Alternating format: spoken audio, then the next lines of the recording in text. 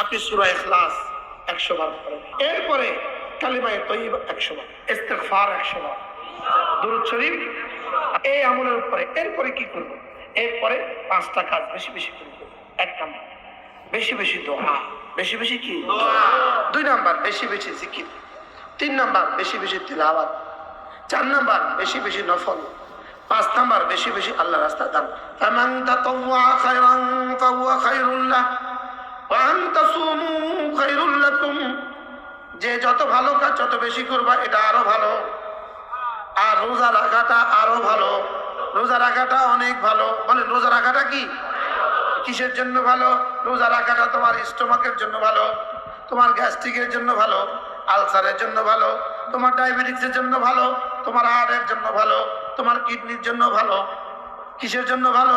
দাঁতের জন্য ভালো। কিসের জন্য ভালো? গলার জন্য ভালো। কিসের জন্য ভালো? ব্রেনের জন্য ভালো।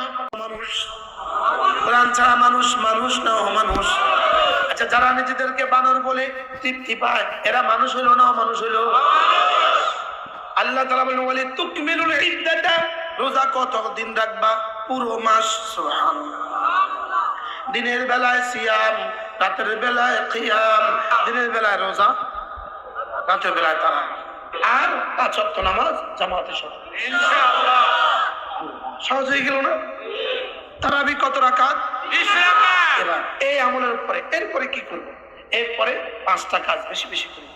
1 নাম্বার বেশি বেশি দোয়া, বেশি বেশি কি দোয়া।